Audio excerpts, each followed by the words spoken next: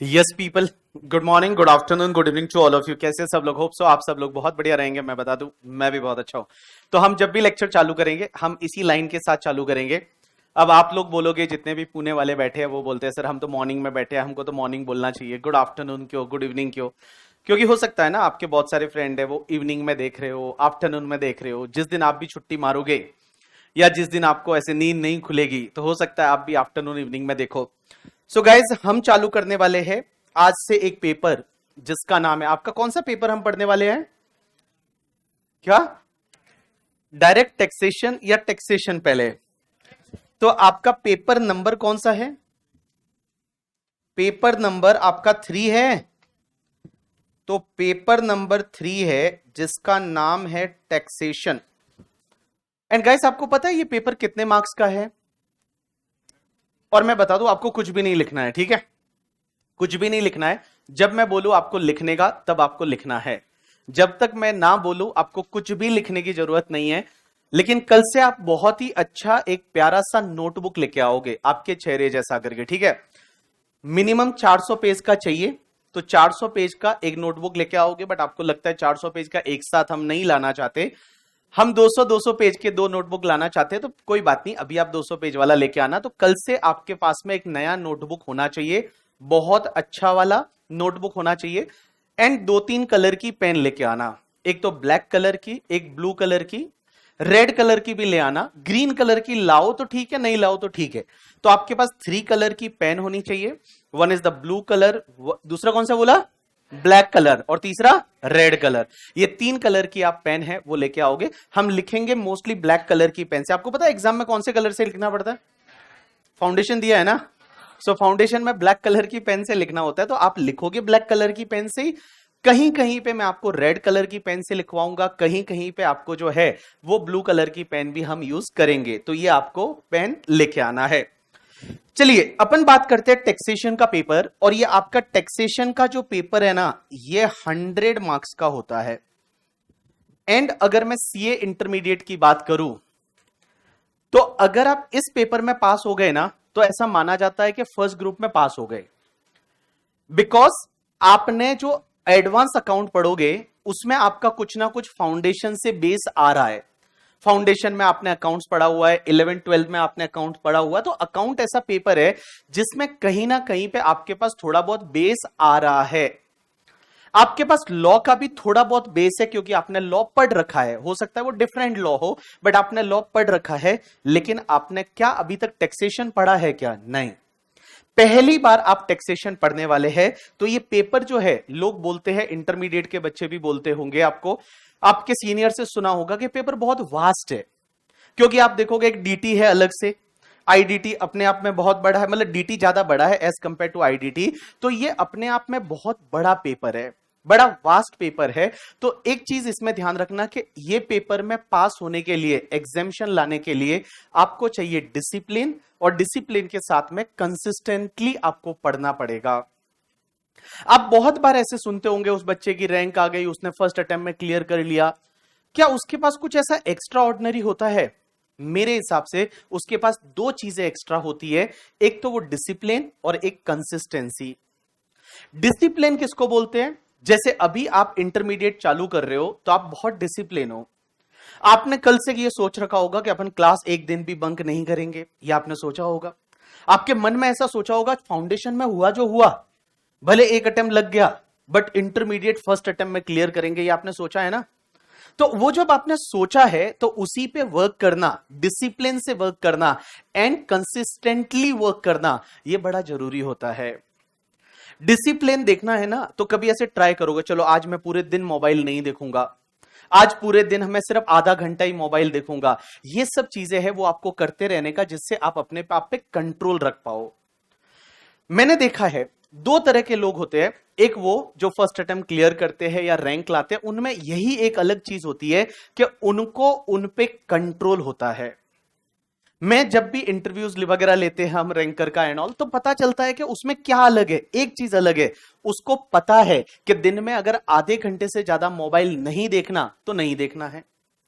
लेकिन एक जो अपन होते हैं, मेरे जैसे लोग, जो मैं रैंकर नहीं था भाई कोई, ठीक है, तो अपने जैसे लोग होते हैं वो क्या करते हैं, देखे जा रहे हैं मोबाइल, एक पे एक रील चले जा रही है इंस्टाग्राम पे, और इंस्टाग्राम का एल्गो ऐसे काम करता है कि आप एक जैसी अगर 3 रील देख लो ना, तो चौथी रील आपको वैसी ही मिलेगी।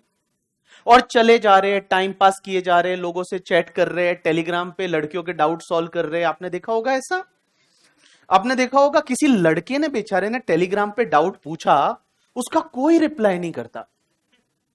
लेकिन अगर कोई सुंदर सी लड़की है जिसका डीपी लड़की का है सुंदर सा, अगर उसने डाउट पूछा तो 5 लोग तो वहीं रिप्लाई करते हैं, और कम से कम 4-5 लोग वापस पर्सनल मैसेज में और करते हैं कि शायद आपका डाउट मिस ना हो जाए। इसके लिए मैं बताऊं, इंटरमीडिएट में ये सब नहीं करना है।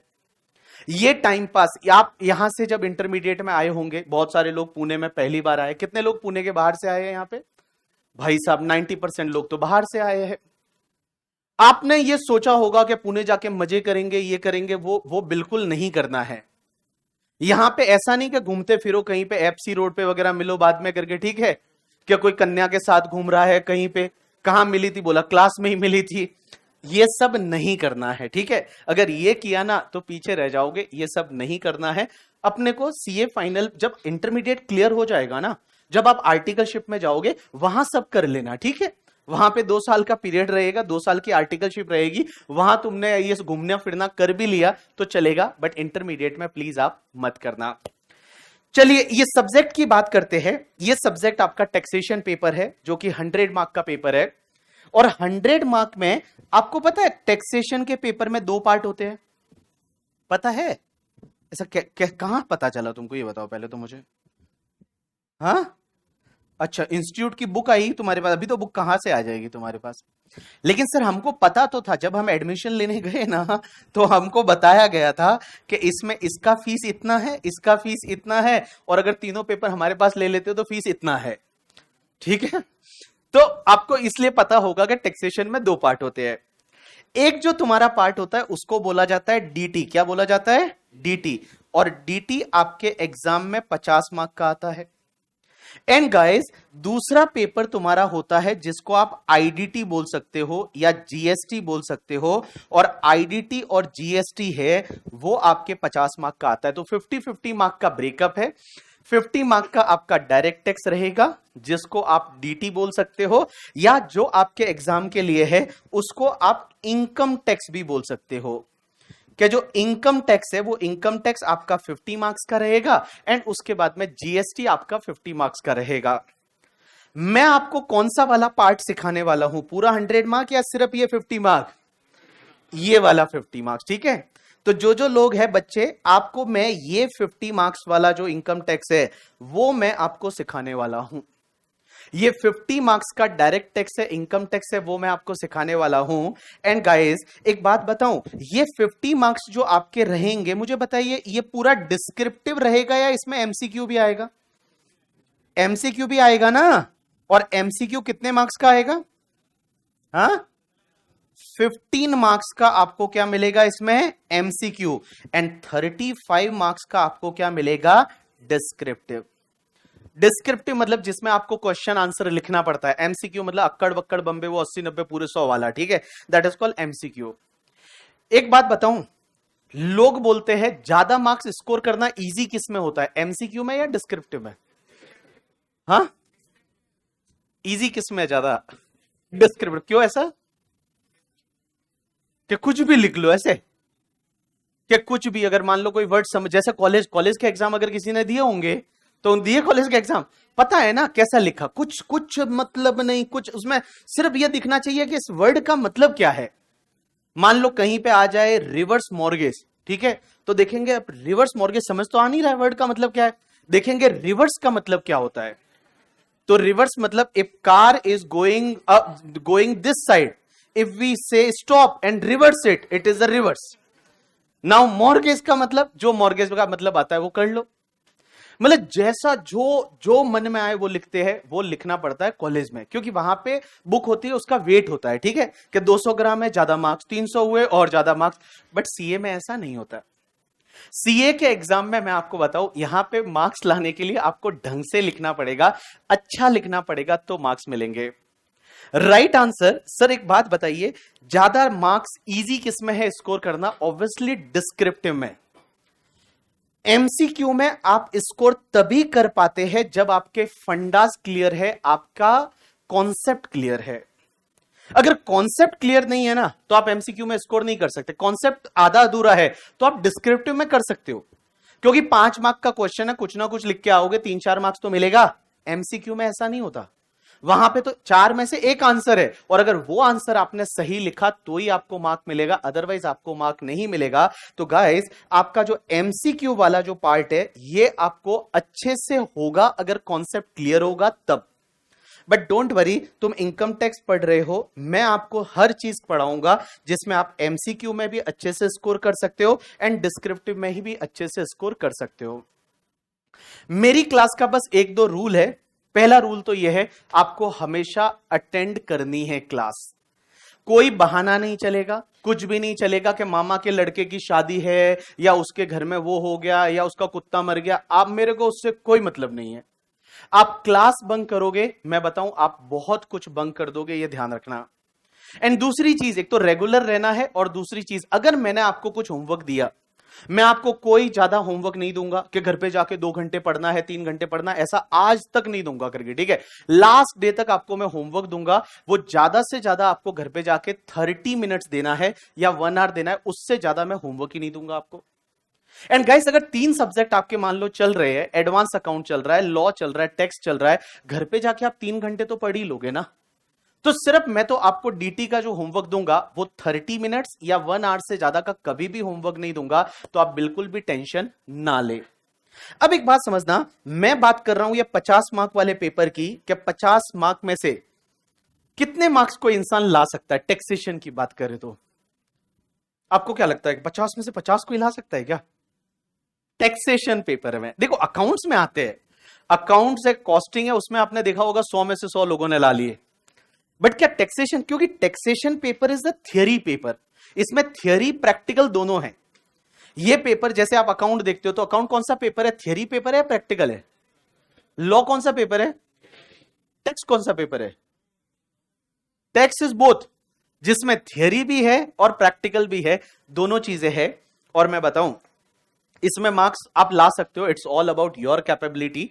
हम लोगों का जो रोल रहेगा वो आपकी सक्सेस में, मैं बताऊं, 10% रहेगा, और आपका जो रोल रहेगा ना वो 90% रहेगा। आपके एफर्ट कितने, मेरे एफर्ट 10% आपकी सक्सेस में काम आएंगे, अल्टीमेटली आपके एफर्ट है जो 90% आपकी सक्सेस में काम आएंगे। मैं आपको इस बार जो रिजल्ट आया, मई 2024 का रिजल्ट आया, उसमें एक बच्चे ने 50 में से कितना स्कोर किया पता है आपको? 48.5। 50 में से 48.5 मतलब, और आईडीटी का भी अगर उसका मिला दे तो दोनों मिला के उसके 95 स्कोर हुए हैं 100 में से। तो आईडीटी में कितना स्कोर किया होगा? 46.5, राइट? सही कैलकुलेशन है या गलत है? हाँ सही है। तो 46.5 उसका जीएसटी में है, एंड गाइस डीटी में उसका 48.5 है। और सबसे पहले ये देखो एमसीक्यू, एमसीक्यू आप देखोगे दोनों ही, सेट ए जो होता है, सेक्शन ए, वो इनकम टैक्स का होता है, एंड सेक्शन बी जो होता है वो तुम्हारे जीएसटी का होता है। उसने 30 में से 30 मार्क्स स्कोर किया है एमसीक्यू में। तो एमसीक्यू में जब 30 में से 30 स्कोर हो रहा है, मतलब वो बंदे का कॉन्सेप्ट किस लेवल का रहेगा आप समझ सकते हैं कि एमसीक्यू एक भी गलत नहीं है। 30 में से 30 मार्क्स है वो उसने स्कोर किया है। ये इंटरमीडिएट का पेपर है, टैक्सेशन का पेपर था, मई 2024 एग्जाम के लिए ये पेपर हुआ था, और उस पेपर की 9 मई 2024 को ये पेपर हुआ था करके, ठीक है। तो ये ओएमआर शीट है, और उसने जी डीटी वाला है जो इनकम टैक्स है उसका, और इनकम टैक्स में उसने 15 में से 15 मार्क है वो स्कोर किया है इसमें। और ये बात आती है तुम्हारे डिस्क्रिप्टिव की। तो डिस्क्रिप्टिव में टोटल 35 मार्क का डिस्क्रिप्टिव था, एंड 35 में से उस बंदे ने 33.5 मार्क्स स्कोर किया है। सो 33.5 मार्क्स मतलब 1.5 मार्क ही कटा है। सोचो, सिर्फ 1.5 मार्क है, वो 1.5 मार्क उस डिस्क्रिप्टिव में कटा है। मिस उस बंदे ने कितना अच्छे से लिखा होगा। अब आपको मैं बताऊं, बहुत सारे लोग हैं वो सिर्फ लाइनें बनाने में लग जाते हैं कि लाइनें अच्छी बननी चाहिए एकदम स्केल से। इसकी देखो कोई स्केल से लाइन नहीं बनी हुई। पहला क्वेश्चन है, सीधा चालू किया उसने, क्वेश्चन नंबर लिखा, आंसर 2 का ए लिख रहा है, कंप्यूटेशन ऑफ टोटल इनकम, किसी बंदे की इनकम निकाल रहे हैं मिस्टर तिलक की। उसने फटाफट ऐसे हाथ से लाइनें खींच ली और ऐसे 2 लाइनें खींच ली करके, ठीक है, कोई स्केल वगैरह कहीं यूज नहीं की, कोई स्केल नहीं, कहीं कोई स्केल नहीं, एज इट इज ऐसे लाइनें बना दी। कोई ऐसा सुंदर बनाने की जरूरत नहीं है। आप लिख क्या रहे हो वो ज्यादा जरूरी है, वो लिख क्या रहे हो वो ज्यादा जरूरी है। और ऐसा करके इसने पेपर दिया and guys he score the 95 marks in the taxation, जो कि इंडिया का हाईएस्ट है। एंड ये बंदा ऑल इंडिया रैंक 2 है करके, ठीक है, इंडिया में ऑल इंडिया रैंक 2 यज्ञ करके जो बंदा है, ये उसका बुक है। तो मैं बताऊं, देखो स्कोर करने में आप अच्छा बहुत कर सकते हो, 95 तक आप स्कोर कर सकते हो। मैं बताऊं, हमारा टारगेट होना चाहिए 60-70 मार्क्स भी मिल जाए तो बहुत है, कोई दिक्कत नहीं अपने को, ठीक है। लेकिन हमेशा टारगेट रैंक का करने का। कुछ लोग ऐसे बार बार मुझे बोलते हैं, सर हम क्यों करें रैंक का टारगेट, हमको तो सिर्फ पास होना है। देखो टारगेट रैंक करने से होता क्या है मैं आपको बता दूं।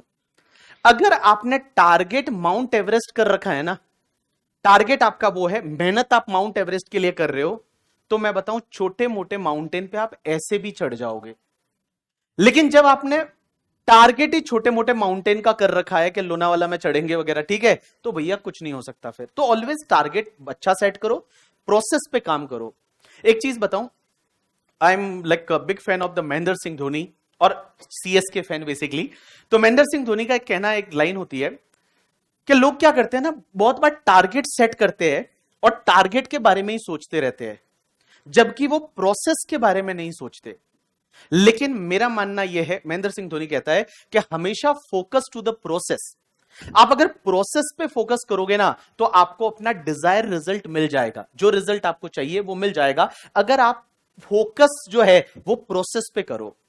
तो अगले जो आपके साथ में जो भी 6-7 महीने आप पढ़ाई करने वाले हो एग्जाम से पहले, ये सब तुम्हारी प्रोसेस है। और अगर आपने इन प्रोसेस पे अच्छे से ध्यान दे दिया ना, तो गाइस आपको जो रिजल्ट, जो आपका डिजायर रिजल्ट है ना, वो आपको मिल जाएगा। लेकिन अगर प्रोसेस आपने खराब कर दी तो वो रिजल्ट आपको नहीं मिलेगा।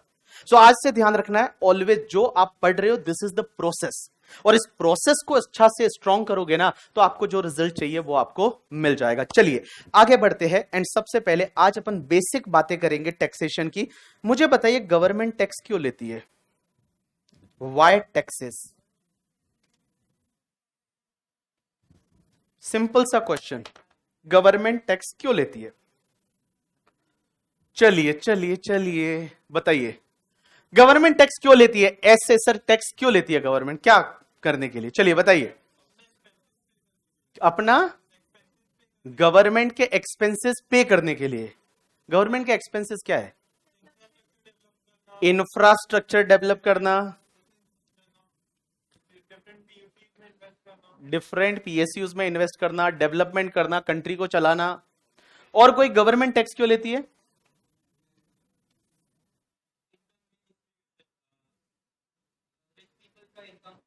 रिच पीपल का इनकम पुअर को देना, अंबानी से लेके हमको देंगे ऐसे? हम पुअर नहीं है। अच्छा, इक्विटेबल डिस्ट्रीब्यूशन ऑफ वेल्थ, इसलिए गवर्नमेंट टैक्स लेती है। तो वेल्थ पे थोड़ी ले रही है टैक्स। अगर तू जो बोल रहा है कि इक्वल डिस्ट्रीब्यूशन ऑफ वेल्थ, तो फिर अंबानी की वेल्थ काट के हमको देनी चाहिए। नो ना, only income. Suppose there is a wealth, on wealth whatever he earned, only on that portion he has to pay the tax. Suppose he has not earned anything, there is no need to pay the tax. Then how it is a wealth distribution? Okay, any other? Yes sir. Debt चुकाने के लिए loan ले रखे हमारी government ने, और हमसे tax लेके वो डेट चुका लेते हैं, ठीक है। और कोई बोला करप्शन करने के लिए, एक बंदा बोल रहा है करप्शन करने के लिए ये लोग टैक्स लेते हैं। और कोई, एक बच्चा बोल रहा है कि सर टैक्स इसलिए लेते हैं जिससे कि सीए इंटरमीडिएट और फाइनल के सिलेबस में सब्जेक्ट आ सके। नहीं तो सीए इजी हो जाएगा ना। क्या ये रीजन है कि सीए इंटरमीडिएट फाइनल में तुम्हारा सब्जेक्ट डालने के लिए गवर्नमेंट टैक्स लेती है? Is it? Right answer is, सब लोगों ने बहुत ही सही आंसर किया, और इन्होंने बोला गवर्नमेंट टैक्स क्यों लेती है? क्योंकि गवर्नमेंट को आपने एक रेस्पॉन्सिबिलिटी दे रखी है। कि आपको इंडिया को डेवलप करना है और इंडिया को रन करना है। मींस इंडिया को डेवलप करना है, इंडिया को रन करना है, आगे लेके जाना है, और उसके लिए पैसे की जरूरत पड़ती है। जैसे आपको पता है कि मैं आपको बता रहा हूं कि इंडिया को हमने गवर्नमेंट को एक रेस्पॉन्सिबिलिटी दे रखी है कि इंडिया को रन करना है, इंडिया को डेवलप करना है, और इंडिया को रन करने के लिए, डेवलप करने के लिए दो चीजों की जरूरत पड़ती है। अगर आप कुछ भी बोलोगे किसी को कि चलो ये करना है, इंडिया को रन करना है, इंडिया को डेवलप करना है, आपने गवर्नमेंट बना दी, तो गवर्नमेंट को दो चीजों की जरूरत पड़ती है। एक तो गवर्नमेंट को चाहिए पावर, क्या चाहिए? पावर। और दूसरा गवर्नमेंट को क्या चाहिए? पैसा। क्या चाहिए? पैसा। पहला चाहिए पावर और दूसरा चाहिए पैसा। पावर एंड पैसा, पावर एंड पैसा। एक बात बताओ, हम इनकम टैक्स भरना ही पड़ेगा हमको। जैसे अगर आप इनकम कमाओगे तो आपको इनकम टैक्स भरना ही पड़ेगा। इनकम टैक्स नहीं भरोगे तो क्या होगा? मैंने मान लो 2 करोड़ इनकम कमाई, ठीक है, कमाता नहीं बट मान लो कि 2 करोड़ इनकम कमाई मैंने, ठीक है, घर छोड़ के मजदूरी करने पुणे आने पड़ रहा है, ठीक है, तो आप सोचो क्या इनकम होगी। तो एक बात बताओ कि मैंने इनकम कमाई, एग्जाम्पल के लिए मैं टैक्स नहीं भरता, तो क्या होगा मेरे साथ में? मेरे को नोटिस आएगा, फिर मेरे को पकड़ के जेल में डाल देंगे, क्योंकि उनके पास ये सब करने का पावर है ना। मिस गवर्नमेंट टैक्स लेने का भी गवर्नमेंट के पास पावर है कि नहीं है? लेकिन पावर कहां दे रखा है कि गवर्नमेंट टैक्स ले सकती है, इनकम टैक्स ले सकती है? ये कहां दे रखा है? क्या ये कॉन्स्टिट्यूशन में ऐसा दे रखा है कि हमारी गवर्नमेंट इनकम कमाओगे उस पर टैक्स ले सकती है, एकदम ऐसे धाप सकती है आपसे पैसा, ऐसा वो लिखा हुआ है? मतलब पैसा लेगी ना, टैक्स लेगी कि नहीं लेगी, ये लिखा हुआ है कि नहीं? ये कॉन्स्टिट्यूशन में लिखा हुआ है कि गवर्नमेंट टैक्स ले सकती है आपसे, ये कॉन्स्टिट्यूशन में लिखा हुआ है ना। पावर गवर्नमेंट को कहां से मिला है? कहां से वो ऐसा आज निर्मला सीतारमण जी ऐसे भड़क के बोलती है तुमको ये लॉन्ग टर्म कैपिटल गेन पे ऐसे करना पड़ेगा, इतना टैक्स पे करना पड़ेगा? तुमको पता है इस बार तो पार्लियामेंट में बहुत सारे ऐसे लफड़े वफड़े हुए, आज इस बार तो आपको भी अमेंडमेंट समझ में आ गए होंगे ना कि इस बार इंडेक्सेशन हटा दिया वगैरह, ऐसा कुछ बात हो रही थी। आपने सोचा होगा ये क्या होता है करके, ठीक है, बट तो भी मजा तो आ ही रहा होगा लोगों को। किसी ने बोला होगा निर्मला सीतारमण जी ने शेयर मार्केट पे टैक्स बढ़ा दिया, पहले के 10% ही था और अब कितना हो गया? 12.5%।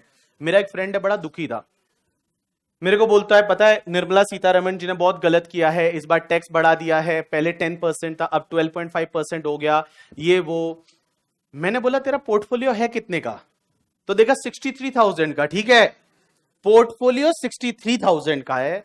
मैंने कहा इस पोर्टफोलियो पे जितना तू प्रॉफिट कमाएगा और अगर वो लॉन्ग टर्म हुआ तो उस पे ऐसे भी 1,25,000 तक तो टैक्स नहीं लगता। मतलब अगर शेयर मार्केट पे लॉन्ग टर्म कैपिटल गेन होता है तो उस पे 1,25,000 तक तो ऐसे भी टैक्स नहीं लगता। तो मैंने बोला तू ज्यादा टेंशन लेने की जरूरत नहीं है।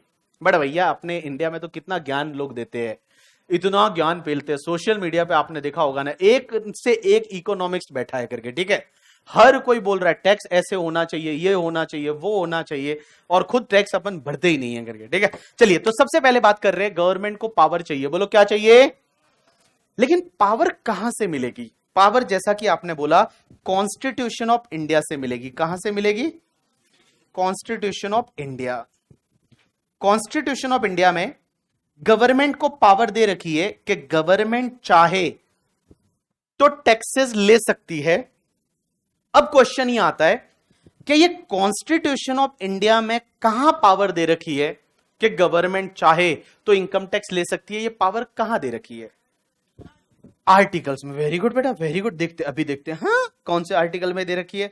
तो अपन चलते हैं एक बार कॉन्स्टिट्यूशन ऑफ इंडिया पे करके, ठीक है, कॉन्स्टिट्यूशन ऑफ इंडिया।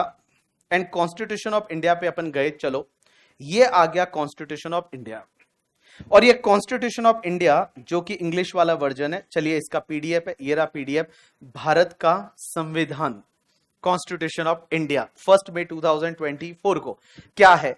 और इसमें अगर आप देखते हो तो इसमें बहुत सारे कॉन्स्टिट्यूशन में क्या होते हैं? आर्टिकल होते हैं। क्या होते हैं? आर्टिकल्स। आर्टिकल्स मतलब क्या हुआ कि आपकी जो नोटबुक होती है उसमें क्या होते हैं? टॉपिक होते हैं। जैसे कोई भी टेक्स्ट बुक आपने देखी होगी तो उसमें टॉपिक होंगे, टैक्स की टेक्स्ट बुक देखी तो उसमें टॉपिक होंगे, लॉ की टेक्स्ट बुक में आपके टॉपिक होंगे। तो वैसे ही कॉन्स्टिट्यूशन ऑफ इंडिया में क्या है? आर्टिकल्स। बोलो क्या है? अब अपन आर्टिकल्स पे जाते हैं और ये आर्टिकल्स जब अपन देखते हैं तो गाइस इसमें एक आर्टिकल होता है, that is the article number 246 करके। देखते हैं आर्टिकल नंबर 246 क्या बोलता है। ठीक है, तो आर्टिकल नंबर 246 ये रहा। पहले अपन यहां पे चलते हैं। आर्टिकल नंबर 246 कहां गया, ये आया, देखो आर्टिकल नंबर 246। देखिए इस आर्टिकल का नंबर क्या, 246 क्या लिखा हुआ है, subject matter of loss made by parliament and by the legislature of state. Means कुछ ऐसे सब्जेक्ट मैटर है जिसपे लॉ बनाने का पावर जो है, पावर वो दे रखा है सेंट्रल गवर्नमेंट को, एंड कुछ मैटर ऐसे है जिसका पावर दे रखा है स्टेट गवर्नमेंट को।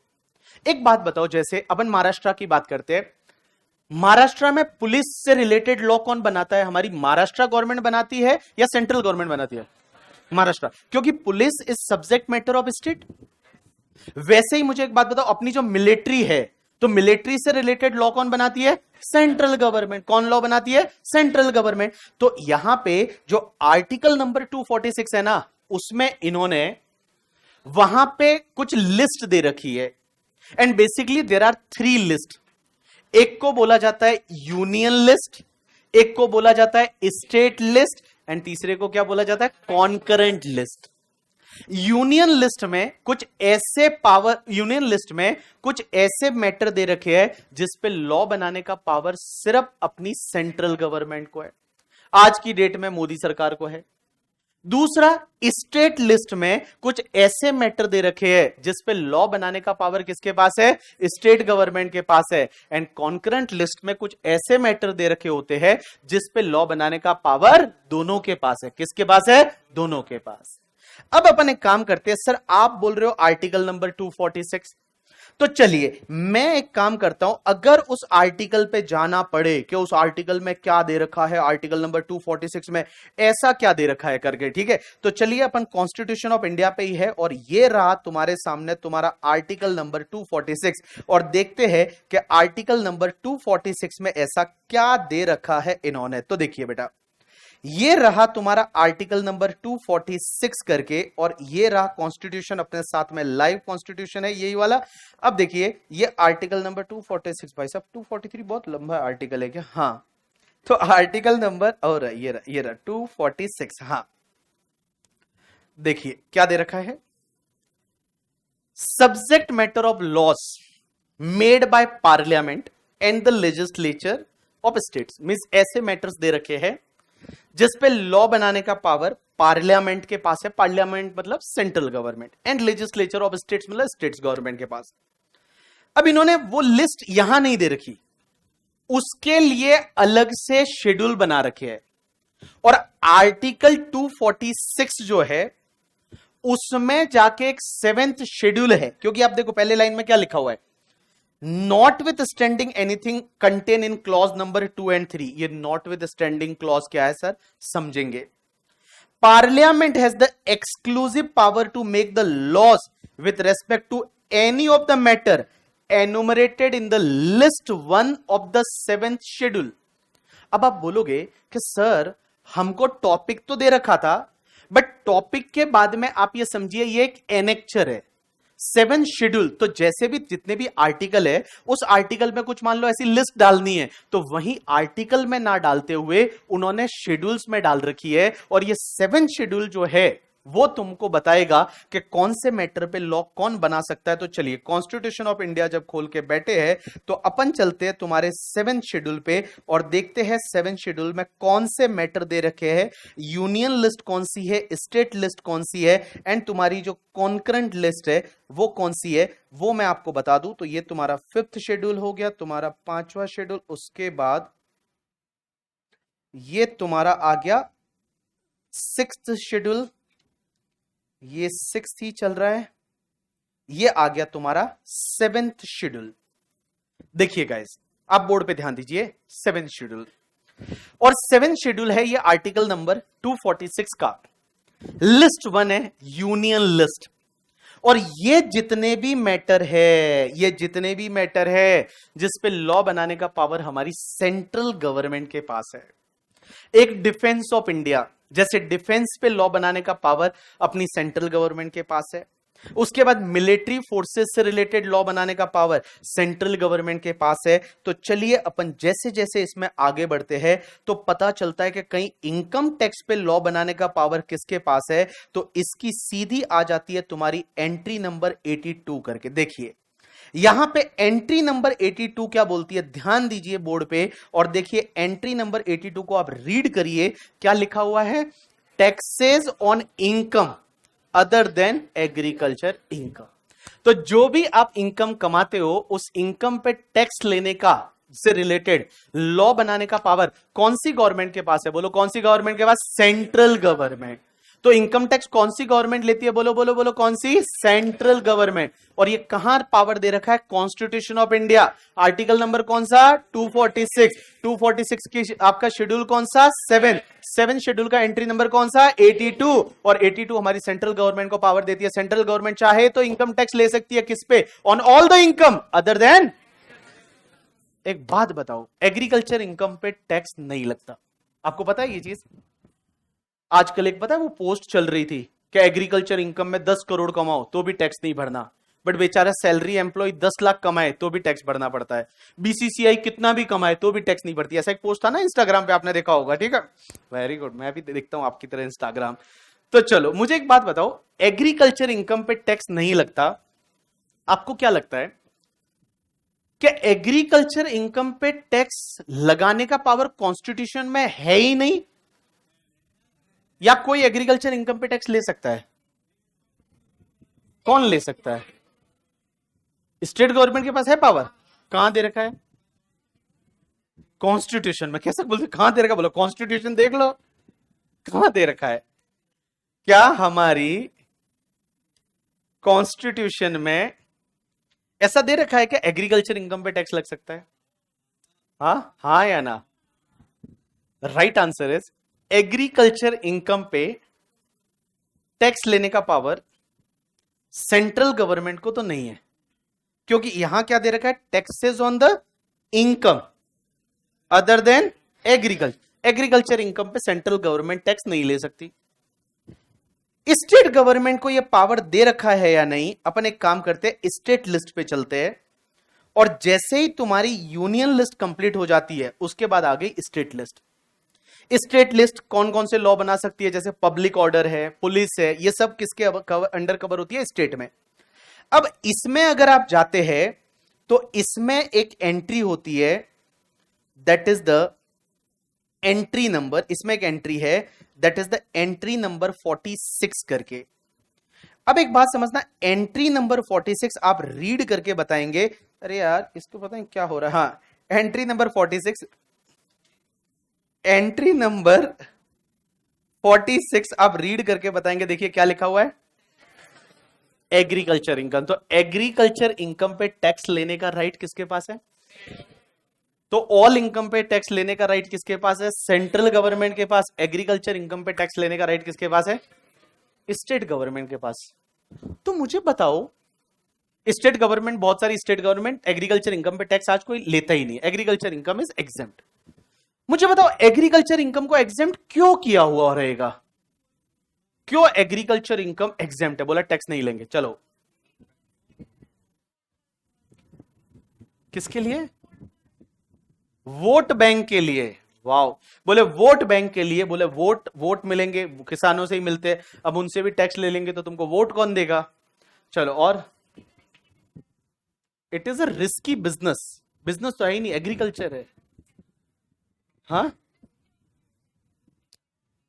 Sorry, in agriculture there is a risk, so बोला रहने दो। अच्छा, और कोई, एग्रीकल्चर इनकम पे टैक्स क्यों नहीं लगता, हाँ, to promote agriculture, to promote agriculture, और कोई, हाँ, टू प्रोटेक्ट,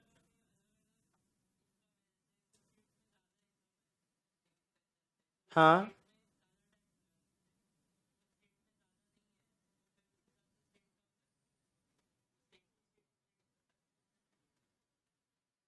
इन्होंने बोला फार्मर को, यस सर आप बताइए।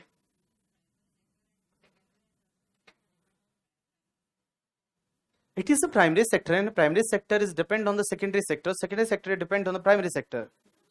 So that's why government not charging tax on the agriculture income. ये तो यार लिखने जैसा आंसर हो गया कि जब कुछ नहीं आता है तो कुछ भी लिख लो करके, ठीक है। कि agriculture is primary sector, 70% population of India depends on agriculture. Agriculture, everyone do agriculture. If you don't have work you can do the agriculture. I also did the agriculture. When I like have some holiday from school, I used to visit my agriculture. नहीं मतलब आपकी बात एकदम सही थी, मतलब promote करने के लिए, वोट बैंक के लिए, नो टैक्स नेसेसरी। बोलता है कोई जरूरत नहीं है किसानों से, बेचारों गरीबों से टैक्स लोगे क्या, सरकार गिर जाएगी करके, ठीक है। गवर्नमेंट गिरने से रोकने के लिए agriculture is core of our country, या सो एग्रीकल्चर इनकम पे टैक्स नहीं लगता। उसके पीछे के 2-3 रीजन हो सकते हैं। पहला रीजन ये है कि जिस टाइम पे जो लॉ बने, कानून बने, पहले से एग्रीकल्चर को इंडिया में प्रमोट करना चाहते थे। एंड हम ये चाहते थे कि लोग ज्यादा से ज्यादा एग्रीकल्चर करें, एग्रीकल्चर एक्टिविटी करें। And Indian 70% population depends on the agriculture farming and all. तो बोला कि ये जो इनकम कमाएंगे वो टैक्स फ्री है, टैक्स नहीं लगेगा। गवर्नमेंट प्रमोट करना चाहती है, that is the one reason. आज से 3-4 साल पहले हर साल हमारी गवर्नमेंट एक कमेटी बनाती है और वो कमेटी टैक्सेशन को लेकर रिकमेंडेशन देती है। और अभी 3 साल पहले एक कमेटी बनाई थी, उसने ये रिकमेंडेशन दिया था कि एग्रीकल्चर पे टैक्स लगाना चाहिए। उन्होंने ये रिकमेंडेशन दिया कि एग्रीकल्चर पे टैक्स लगाना चाहिए, बट आज भी हमारी गवर्नमेंट एग्रीकल्चर को टैक्स के प्रीव्यू में नहीं ला रही है। इस बार भी नहीं लाया। अगर एग्रीकल्चर पे आज टैक्स लगा दे तो पहली चीज तो गवर्नमेंट गिर जाएगी, सीधी सी बात है करके, ठीक है। इतने प्रोटेस्ट होंगे। दूसरी चीज, हमारी गवर्नमेंट आज की डेट में, सेंट्रल गवर्नमेंट ऐसे भी डिपेंड है नीतीश कुमार और वो उन पे करके, ठीक है, आंध्र प्रदेश और बिहार पे डिपेंडेंट है। तो अगर मान लो ऐसा कुछ हुआ तो गवर्नमेंट गिर जाएगी। दूसरी चीज, कुछ लोग ये भी बोलते हैं कि एग्रीकल्चर पे टैक्स नहीं लेते क्योंकि बहुत सारे पॉलिटिशियन की इनकम ही एग्रीकल्चर है। आप देखोगे बड़े बड़े महाराष्ट्र के पॉलिटिशियन करके, ठीक है, शरद पवार साहब वगैरह जो है, अजीत पवार साहब, उनकी भी एग्रीकल्चर से बहुत इनकम है। तो बहुत इनकम है एग्रीकल्चर से, करोड़ों रुपए की इनकम है एग्रीकल्चर से, और उस पर कोई टैक्स लगता ही नहीं। तो बहुत सारे पॉलिटिशियन की इनकम ही एग्रीकल्चर से है और उस वजह से है, उस पर टैक्स नहीं लगता। अब आप मुझे पूछोगे कि एग्रीकल्चर इनकम पे टैक्स लगना चाहिए या नहीं लगना चाहिए, व्हाट यू रिकमेंड? आप बताओ, एग्रीकल्चर इनकम पे टैक्स लगना चाहिए या नहीं लगना? चलो, कितने लोग, कितने प्रतिशत भारतीय ये बोलते हैं कि एग्रीकल्चर इनकम पे टैक्स लगना चाहिए? क्यों नहीं लगना चाहिए? लगना चाहिए, हाँ टैक्स लगना चाहिए। हाथ ऊपर करो एक बार वापस अच्छे से। Very good. सो 25% भारतीय बोलते हैं कि एग्रीकल्चर इनकम पे टैक्स लगना चाहिए। कितने लोग बोलते हैं कि नहीं नहीं सर, एग्रीकल्चर इनकम पे क्यों ही टैक्स लगना चाहिए? Raise your hand. बाकी लोगों के हाथ में मेहंदी लगी हुई है। भैया हाथ का कोई अच्छा यूज भी है, हाथ ऊपर किया करो करके, ठीक है भाई। हाथ जब बोला है हाथ ऊपर करो, आपको आंसर करना। कुछ लोग ऐसे बैठे हैं, भाई फीस भी हम दे, आंसर भी हम दे, हाथ भी हम ऊपर करे, तो तुझे रखा किस लिए है? हाँ चलो एक बार वापस। कितने लोग बोलते हैं एग्रीकल्चर इनकम पे टैक्स नहीं लगना चाहिए? नहीं लगना चाहिए। Very good. 40% पीपल से एग्रीकल्चर इनकम पे टैक्स नहीं लगना चाहिए, 15% 20% पीपल से लगना चाहिए। बाकी लोग बोलते हैं देखो सर जो करना है वो कर लो, हमको चाहिए 60 मार्क्स, कैसे भी दिला दो, लगाए नहीं लगाए कुछ भी करे कोई मतलब नहीं, ठीक है, हमको पहले इनकम तो हो। चलो, सो क्यों नहीं लगना चाहिए वाला, एनी स्ट्रॉन्ग रीजन क्यों नहीं लगना चाहिए? हाँ हाँ बोलो बोलो बोलो, थोड़ा जोर से। उनकी इनकम ही नहीं होगी तो हम टैक्स दे देंगे भी नहीं। इनकम होगी तो टैक्स लेंगे।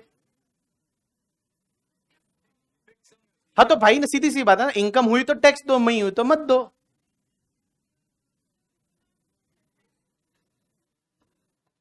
चलिए, और कोई एग्रीकल्चर इनकम पे क्यों टैक्स नहीं लगना चाहिए? यस, इनकम फिक्स नहीं रहती तो देयर में भी पॉसिबिलिटी कि एक साल मान लो अच्छा रहा तो आप टैक्स तो भर दोगे, बट अगले साल लॉस हुआ तो फिर? हाँ, 10 लाख का प्रॉफिट हुआ पिछले साल, बारिश हो गई तो खराब हो गया, क्रॉप है वो खराब हो गई, हाँ तो नुकसान हो गया। Okay, that is one valid reason कि किसान की आय जो है वो क्या होता है, मेनी टाइम एक साल प्रॉफिट हो गया। हमारे राजस्थान में भी ऐसा ही होता है कि जिस टाइम पे बारिश सही हुई उस टाइम पे तो प्रॉफिट हो जाता है, लेकिन जिस टाइम पे बारिश नहीं हुई या बारिश ज्यादा हो गई, भाई साहब जितनी क्रॉप थी सब खत्म हो जाएगी, तो आपने जितना इन्वेस्टमेंट किया होगा वही खत्म हो जाएगा। तो बोला इनकी इनकम की सर्टेनिटी नहीं है, तो इसके लिए एग्रीकल्चर इनकम पे टैक्स नहीं लगना चाहिए, ऐसा एक वर्ग का कहना है। अब आप मुझे बोलोगे एग्रीकल्चर इनकम पे टैक्स लगना चाहिए या नहीं लगना चाहिए? मेरा मानना यह है कि लगना चाहिए, बट सर्टेन एक बड़ी एग्जेम्पशन दे देनी चाहिए। एक बड़ी एग्जेम्पशन ऐसे दे देनी चाहिए कि चलिए एक काम करिए, आपकी इनकम पूरे साल की एग्रीकल्चर से 50 लाख रुपए तक है तो एग्जेम्प्ट है, उस पर कोई टैक्स मत लगाओ। बट अगर एग्रीकल्चर की इनकम आपकी 50 लाख रुपए से ज्यादा है तो यार टैक्स लगना चाहिए ना। क्योंकि देखो, हम ये नहीं चाहते कि हमारे महाराष्ट्र में, विदर्भ में जो गरीब किसान है, या राजस्थान में, एमपी में कहीं गरीब किसान है उससे टैक्स लेना, जो बेचारा 2 4 5 लाख कमाता है, 10 लाख कमाता है, मत लो उससे टैक्स। आप एक एक एक लिमिट क्रिएट कर दो ना कि चलो 50 लाख रुपए की जब तक तुम्हारी इनकम होती है उस पर टैक्स नहीं लेंगे, 50 लाख से इनकम ज्यादा होती है उस पर तो टैक्स भरना चाहिए। क्योंकि अगर आप अदर हैंड देखते हो तो एक सैलरी एम्प्लॉय बेचारा साल का 8 लाख 9 लाख रुपीस कमाता है तो भी वो टैक्स भरता है। एंड मान लो कोई एग्रीकल्चर जो बंदा है जो एग्रीकल्चर कर रहा है, या आजकल तो कंपनियां भी एग्रीकल्चर करने लग गई है, बहुत सारी कंपनियां बना दी है, कंपनियां फार्मिंग कर रही है, और आजकल ऐसी टेक्नोलॉजी को यूज करके फार्मिंग में करोड़ों रुपए लोग कमा रहे हैं करके, ठीक है। So when you are earning that much amount from the agriculture then you should pay the taxes, आपको टैक्स पे करना चाहिए। अब आपको पता है नर्सरी से जो इनकम होती है ना वो भी एग्रीकल्चर है। अब बहुत सारी कंपनियों ने नर्सरी चालू कर रखी है और वो नर्सरी में पेड़ पौधे बेचते हैं करके, ठीक है, और पेड़ पौधे वगैरह बेचते हैं, उससे जो इनकम होती है वो भी एग्रीकल्चर है, पूरी एग्जेम्प्ट है। तो मेरा मानना, मेरा पर्सनल व्यू है कि यहां पे कुछ ना कुछ लिमिट को हटाना, लिमिट डालनी चाहिए और उस लिमिट के ऊपर वाले पे टैक्स लेना चाहिए, बट सर्टेन लिमिट तक एग्रीकल्चर इनकम हुई तो उस पर टैक्स नहीं लगना चाहिए। अब एक और चीज समझना, एग्रीकल्चर इनकम एग्जेम्प्ट है ना, उसकी वजह से मार्केट में बहुत सारे लोग हैं वो प्लानिंग करते हैं, प्लानिंग नहीं बोल सकते, चोरी करते हैं और अपना ब्लैक का पैसे को व्हाइट कर देते हैं।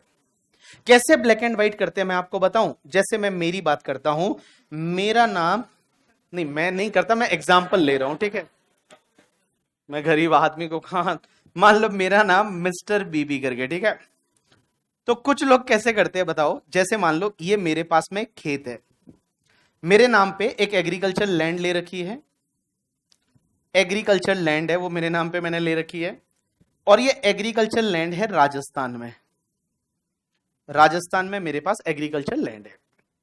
अब एक बात समझना, और एग्रीकल्चर लैंड मेरे नाम पे राजस्थान में मैंने ले रखी है। अब मैं क्या करता हूं, मेरे पास में मान लो 20 लाख रुपीस का कैश पड़ा है, ब्लैक का पैसा, कैश का मतलब ब्लैक का पैसा, ब्लैक पैसा समझते हो ना, ब्लैक मनी किसको बोलते हैं, काला धन। तो क्या काले कलर का होता है ब्लैक मनी मतलब?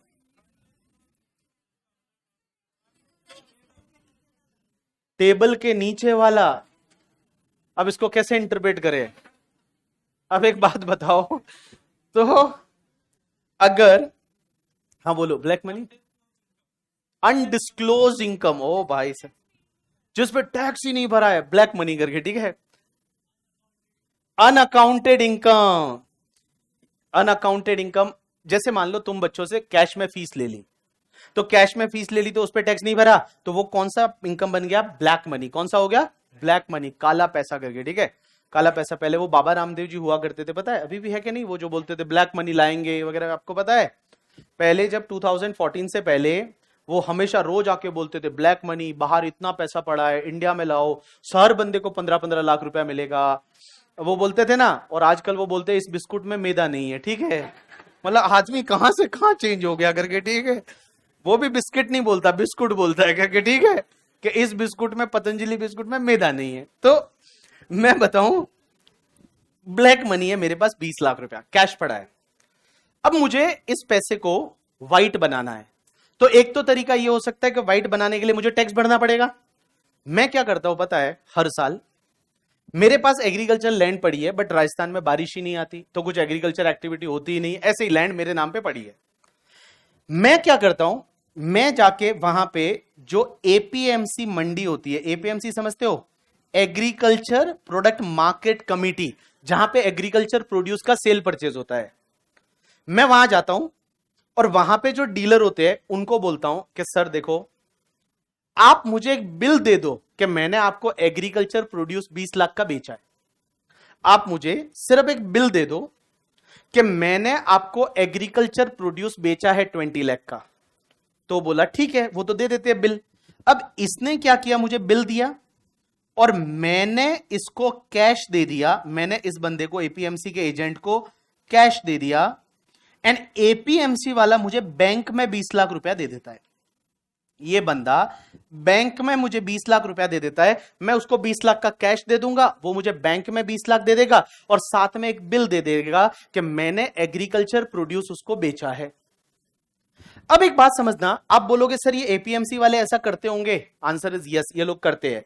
जितने भी ट्रेडर डीलर वगैरह है, आप जो चाहोगे जैसे कर लेंगे, थोड़ा पैसा लेंगे और क्या हो गया, 1% लेंगे, आधा % लेंगे और आपको ये करके दे देंगे। आपके बैंक में 20 लाख आ गया। अब देखो, मेरे बैंक में 20 लाख रुपया बैंक में व्हाइट का पैसा आया और मैंने 20 लाख रुपया इसको कैश दे दिया, और मैं क्या करूंगा, ये 20 लाख को एग्रीकल्चर इनकम बता दूंगा।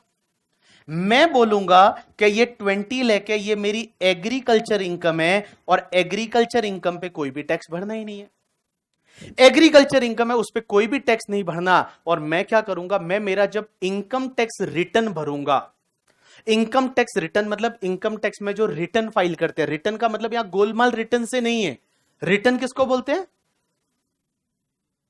अरे रे रे ये क्या हुआ, मैंने ना ये जाना। रिटर्न किसको बोलते हैं? गोलमाल रिटर्न। ऐसा आपने सुना नहीं कि आपके पेरेंट्स ने इनकम टैक्स रिटर्न फाइल किया कि नहीं? आईटीआर बोलते हैं जिसको, पता है? आईटीआर, इनकम टैक्स रिटर्न, पता है क्या होता है? इनकम टैक्स रिटर्न मतलब बड़ा सिंपल, सॉरी मतलब आप बोल रहे थे, बहुत अच्छा बोल रहे थे, बोलो। इनकम शो करने का तरीका, यस वेरी गुड। तो आपकी जो इनकम होती है ना, वो इनकम कितनी है, क्या है, उसका जो हिसाब किताब देते हैं, हिंदी में अपन बोल सकते हैं विवरणी का, कि इनकम की विवरणी का। विवरणी का समझते हो? हाँ, हिंदी समझते हो ना? समझता है हिंदी? इनकम टैक्स को हिंदी में क्या बोलते हैं? आयकर। क्या बोलते हैं? आयकर करके, ठीक है। हाँ, आयकर इज अ इनकम टैक्स। हाँ, तो जो विवरणी का है उसमें जितनी भी डिटेल फिल करके इनकम टैक्स वालों को हर साल ऑनलाइन फाइल करना पड़ता है, उसको बोलते हैं इनकम टैक्स रिटर्न। तो मैं मेरे इनकम टैक्स रिटर्न में क्या बताऊंगा पता है? कि मेरे पास तो एग्रीकल्चर लैंड है, ये वाली राजस्थान वाली, और इस एग्रीकल्चर लैंड से मेरे को एग्रीकल्चर प्रोड्यूस हुआ था और वो एग्रीकल्चर प्रोड्यूस मैंने बेच दिया, तो वो बेचने से मुझे ये 20 लाख का एग्रीकल्चर इनकम हुआ है। अब ये 20 लाख का अगर इनकम टैक्स वाले मुझे पकड़ भी लेंगे, बोलेंगे बताओ बताओ कहां से ये 20 लाख हुआ, मैं तो बिल लेके बता दूंगा। ये बिल था मेरे पास में कि देखो मैंने एग्रीकल्चर प्रोड्यूस, गेहूं हुआ था, चावल हुआ था, जो भी हुआ था, इस पे लिखा होगा बिल पे, ये मैंने बेच दिया और देखो इससे मेरे को एग्रीकल्चर इनकम हुई। लोग ऐसे चिटिंग करते हैं मार्केट में, तुमको नहीं करनी है करके, ठीक है। मैं जब भी ये चीजें बताता हूं, मतलब आपको नहीं करनी है। ऐसा नहीं कि घर पे जाके अपने पापा को बोल दो, पापा देखो एक तरीका है, मेरे को आज बीवी सर ने बताया है, क्या आपके नाम पे एग्रीकल्चर लैंड तो है ही है, ये अपने यहां पे जो दलाल है, एजेंट जो एग्रीकल्चर प्रोड्यूस खरीदता है, उससे एक बिल ला लो ना, उसको कैश दे दो, बैंक में ले लो, बोलना एग्रीकल्चर इनकम है करके, ठीक है। और व्हाइट का पैसा हो जाएगा, पापा बैंक में पैसा आ जाएगा, घर में कैश रोज लॉक लगा के जाना पड़ता है, ध्यान रखना पड़ता है, कम हुआ। और कैश अपने आप में नहीं बढ़ता, पता है आपको, घर पे पड़े पड़े। अगर व्हाइट का पैसा है तो उसको इन्वेस्ट भी कर सकते हो, उसकी वैल्यू बढ़ भी सकती है। कैश का यूटिलाइज है क्या? कैश दो जगह ही खपता है, कहां पे? कैश का यूज कहां कहां है? या तो प्रॉपर्टी खरीदने में, दूसरा गोल्ड खरीदने में। या तो प्रॉपर्टी खरीदने में, गोल्ड खरीदने में, तीसरा कैश का कोई यूज नहीं है। तो आपके घर पे ज्यादा कैश है तो आप उसको व्हाइट में कन्वर्ट नहीं करना चाहिए, टैक्स भर के व्हाइट में कन्वर्ट करना चाहिए, ठीक है। हाँ, तो ऐसे लोग करते थे। एक बात बताऊं, लोग ऐसा करते थे ना, एक केस आया जिसमें 15 करोड़ रुपए की इनकम बताई। कितनी? 15 करोड़ रुपए की इनकम बताई। बोला एग्रीकल्चर प्रोड्यूस बेचा है, और उसके नाम पे एग्रीकल्चर लैंड थी। इनकम टैक्स वालों ने बुला लिया उसको, बोला आजा भाई आजा, तूने एग्रीकल्चर प्रोड्यूस बेचा? हाँ। तो बोला कौन सा बेचा है बता। उसने बिल बताया, क्या देखिए इतना मैंने चावल बेचा, इतना मैंने ये बेचा, इतना मेरे यहां खेत में ये उगा था। उन्होंने पूछा कि तू बता, तूने खेत में कौन सी डेट से लेके कौन सी डेट तक ये क्रॉप है वो लगाई थी? भाई क्रॉप का कल्टीवेशन कब किया था, कब से लेके कब तक तेरी क्रॉप थी, बता हमको करके, ठीक है। उसने डेट भी बता दी कि बोला इस मंथ से लेके और इस मंथ तक मैंने वो फसल उगाई थी, वो काटी और उसके बाद बेच दी है, इनकम हुई है। इनकम टैक्स डिपार्टमेंट ने सैटेलाइट से फोटो मंगवाई उस खेत की, उस डेट की जो डेट उसने बोली थी, उस डेट की, उस खेत की सैटेलाइट से फोटो मंगाई, और पता चला कि उन दिनों में वहां पे कुछ भी नहीं हुआ था। There is no agriculture activity at all. And फिर उसको पकड़ के, एंड भाई साहब उसको जो है ये गलत तरीके से जो कर रहा था, इस चीटिंग को पकड़ा गया। आज की डेट में ऐसा होता है तो अगर आप बोलोगे अपने घर वालों को जाके, तो साथ में ये भी बोलना कि पापा देखो है ना, अपने खेत की सैटेलाइट से फोटो भी मंगा सकते हैं, और पता करेंगे कि सच में वहां एग्रीकल्चर एक्टिविटी हुई थी या नहीं हुई थी। तो बेटा ऐसी चीजें नहीं करनी है। आप गूगल पे जाके सर्च करना कि income tax department took the help of satellite photo to check the agriculture income or not. ये चेक करने के लिए ऐसा क्या, ऐसा मैं आगे जाके आपको बताऊंगा कि रूरल एग्रीकल्चर लैंड जो होती है, एग्रीकल्चर लैंड आपकी वो बेच देते हो, उस पर टैक्स नहीं लगता। एक बंदे ने क्या किया, लैंड जो थी उस पर बिल्डिंग बना दी, कॉम्प्लेक्स बना दिया, और कॉम्प्लेक्स बेचा, और उसने बताया क्या कि मैंने तो लैंड बेची है। फिर वापस इनकम टैक्स डिपार्टमेंट ने सैटेलाइट की फोटो मंगाई कि जिस दिन उसने वो बेचा है उस दिन वहां पे कॉम्प्लेक्स बना हुआ था या लैंड बनी हुई थी। तो पता चला वो तो पहले से कॉम्प्लेक्स बना हुआ था, और उसको पकड़ के वापस से टैक्स लिया। तो डिपार्टमेंट आजकल बहुत होशियार हो चुका है। डिपार्टमेंट जब भी बोलूं मतलब कौन सा डिपार्टमेंट? Income tax. ऐसा नहीं कि पुलिस डिपार्टमेंट, म्युनिसिपलिटी डिपार्टमेंट, नहीं। जब भी मैं डिपार्टमेंट वर्ड यूज करता हूं इसका मतलब कौन सा वाला? Income tax department. You got my point और नॉट? अरे बोले यस और नो। तो चलिए मुझे एक बात बताइए, गवर्नमेंट है उसको अगर इंडिया को रन करना है, डेवलप करना है, दो चीजों की जरूरत पड़ती है। सबसे पहले क्या, और दूसरा क्या? एक बात बताओ, कॉन्स्टिट्यूशन ऑफ इंडिया में पावर दे रखा है, और कॉन्स्टिट्यूशन ऑफ इंडिया में पावर दे रखा है इनकम टैक्स लेने का, लेकिन ये पावर किसके पास है? तो देखो, tax on income other than agriculture income means आपका इनकम पे टैक्स लेने का power other than agriculture income. ये कौन सी लिस्ट में दे रखा है? ये कौन सी लिस्ट में दे रखी है? यूनियन लिस्ट में दे रखा है, यूनियन लिस्ट में दे रखा है। और इस पे टैक्स लेने का पावर कौन सी गवर्नमेंट को दे रखा है? Central government. और एंट्री नंबर कौन सी है? Entry number 82 of seventh schedule of article 246 of constitution of India. तो इंडिया का जो कॉन्स्टिट्यूशन है उसमें आर्टिकल है, आर्टिकल नंबर 246 है, उसका 7th शेड्यूल है, और 7th शेड्यूल का एंट्री नंबर 82 है। वो पावर देता है हमारी सेंट्रल गवर्नमेंट को कि सेंट्रल गवर्नमेंट इनकम पे टैक्स ले सकती है अदर देन एग्रीकल्चर इनकम। ओ भाई साहब गुड मॉर्निंग। ऐसे जो भी है मुंह खोले ना ऐसा, हा तो बाजू वाला पेन डाल देना, ठीक है। मतलब पेन खोल के आगे से ऐसे नुकीली वाली होती है ना, वो सीधा मुंह के अंदर, कुछ भी होगा आप खुद रेस्पॉन्सिबल हो गए, बट आप है ना एक बार डाल देना करके, ठीक है।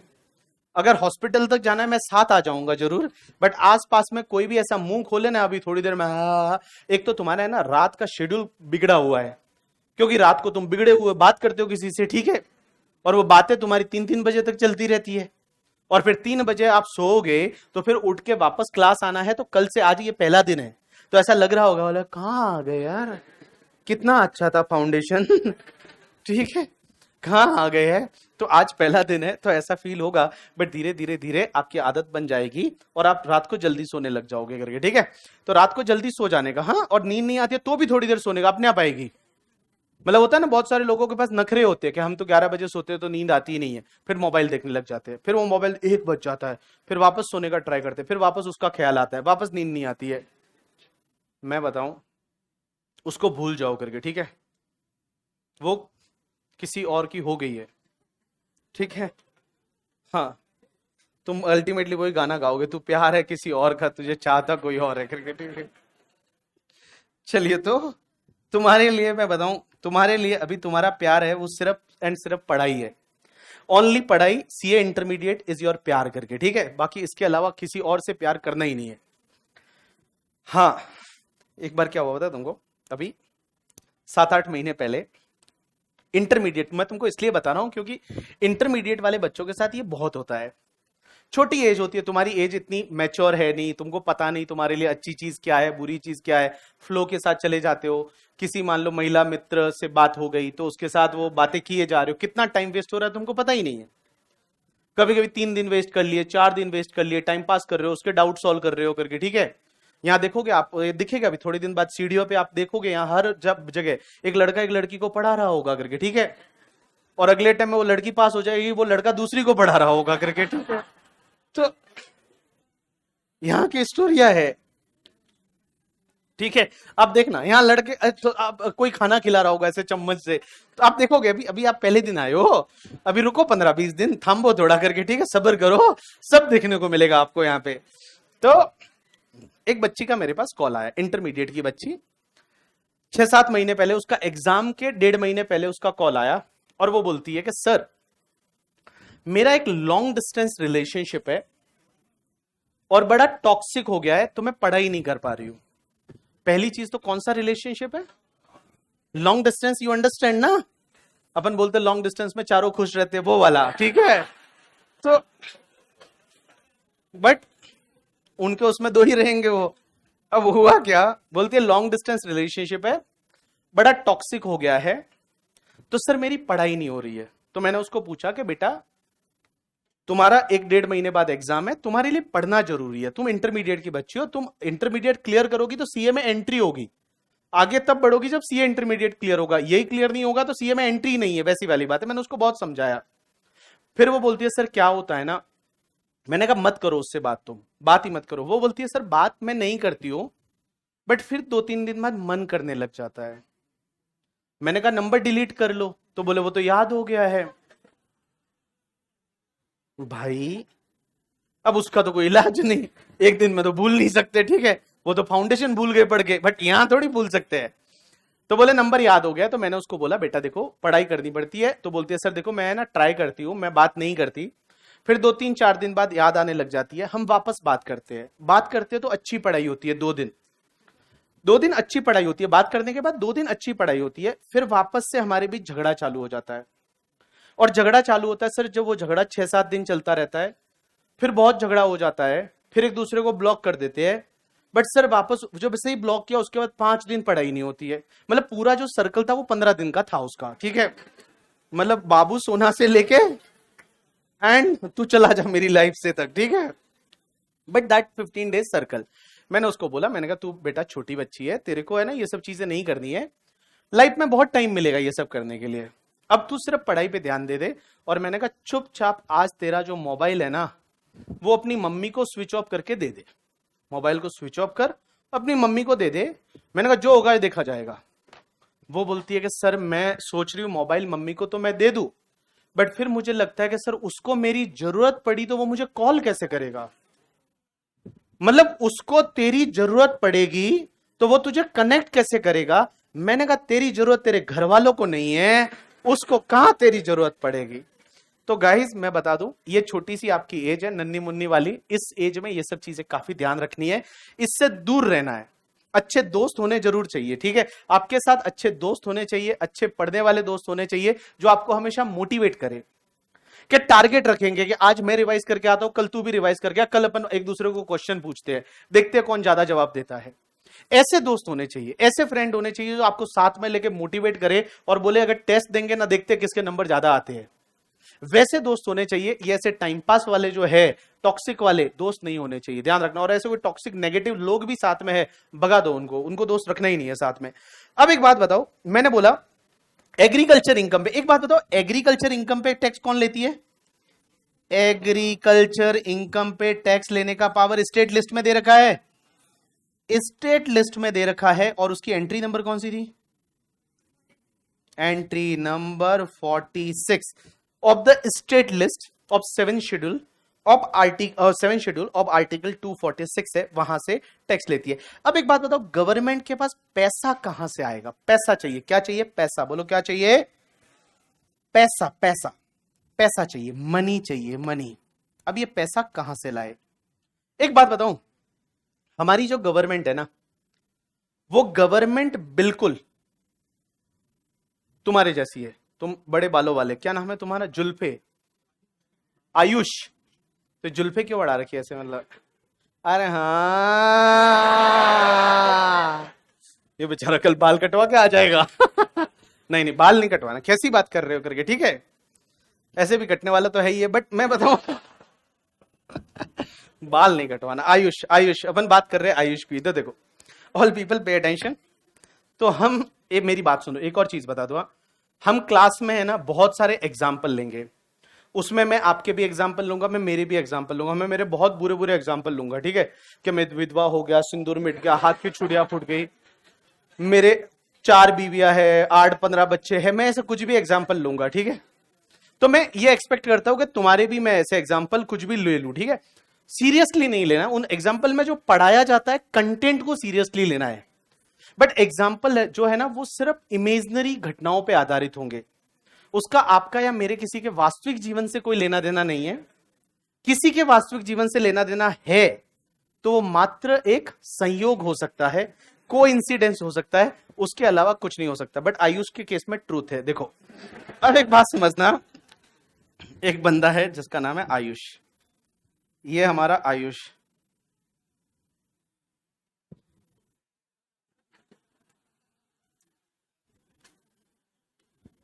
आयुष प्यारा बच्चा है, आयुष लग भी रहा है, आयुष, आयुष को थोड़ा दाढ़ी भी है, हो ठीक।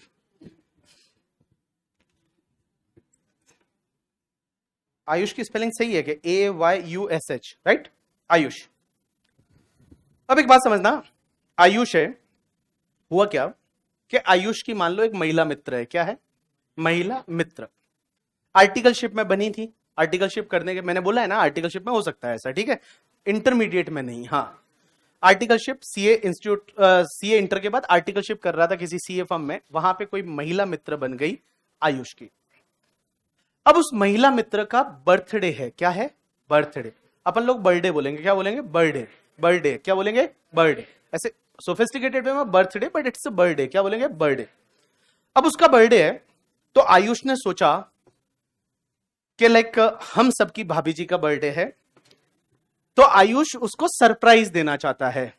आजकल आपको पता है ना, बहुत सारे सरप्राइज होते हैं, जो निब्बा निब्बी आप जैसे हो तो आपको पता रहेगा कि आजकल बर्थडे में सुबह कोई अलग गिफ्ट देते हो, फिर आफ्टरनून में एक और गिफ्ट, फिर इवनिंग में एक और गिफ्ट। हमको तो हमारा खुद का बर्थडे याद नहीं रहता था, बट आजकल क्या है, न्यू जनरेशन जेनजी वाले जो लोग हैं उनको ये सब चीजें पता रहेगी। तो आयुष जो है, आयुष की महिला मित्र है, उसका बर्थडे है।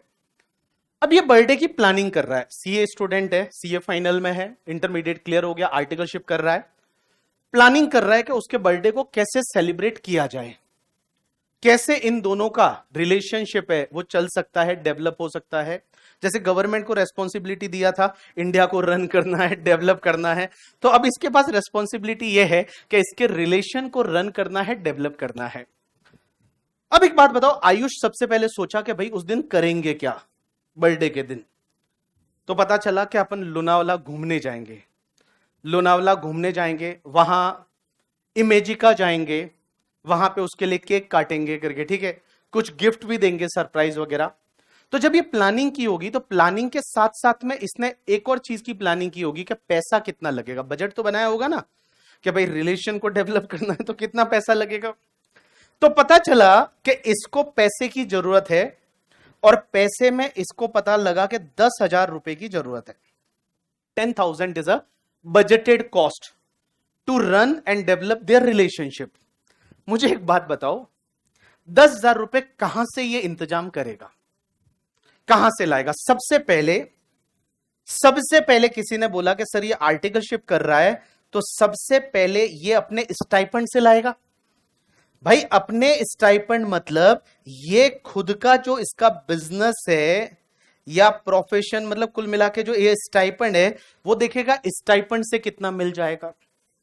तो पता चला कि इसका 5,000 रुपीज पर मंथ का स्टाइपेंड है, अगले महीने का स्टाइपेंड आने वाला है, तो 5,000 रुपया तो उसको स्टाइपेंड से मिल जाएगा।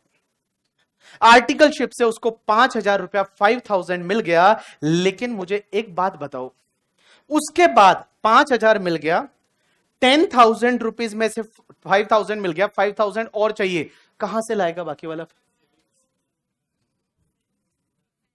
सेविंग। तुम गरीबों के पास सेविंग होती है?